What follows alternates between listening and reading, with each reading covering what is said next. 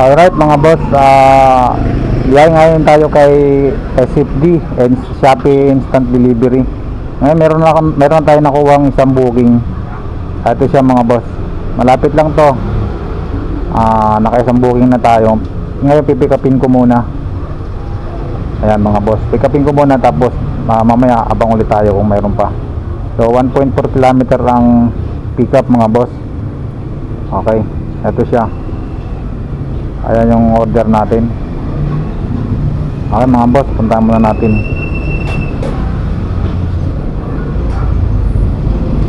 Nandito na tayo sa pick up location. Kaso ang problema agad, unang kuha natin sana ng booking, ng pick up ng item, yung kanilang warehouse daw is nalipat na.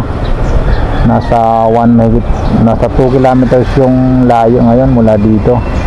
So from Fortune 5 to Kanumay East. So kukunin natin yung pick up details doon. Ayan mga boss. Okay, sige, okay lang. Mahirap mag-cancel dahil bago pa, sayang naman. Okay, hanapin natin.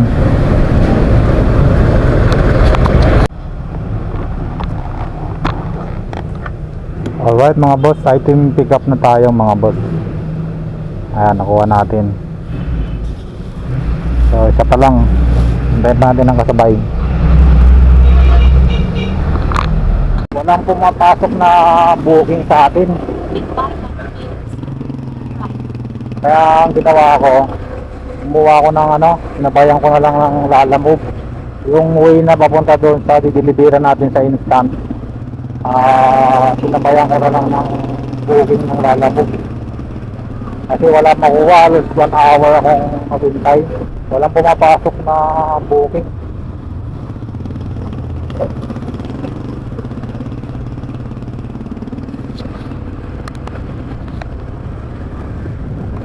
I-deliver na natin. Malapit lang yung deliver natin. Bali 140. Ito sa hindi siya kita. Basta 143, 6 km. Mas mahal sana sa Lalamove, kaso lang ang problema, walang gaanong lumalabas na booking. Hindi ko alam kung siguro kasi bago pa. Ngayon ginawa ko, sinabayan ko siya ng pick up ng Lalamove. Bali yung isa 100, isang way lang, at saka isang instant. Bali 240.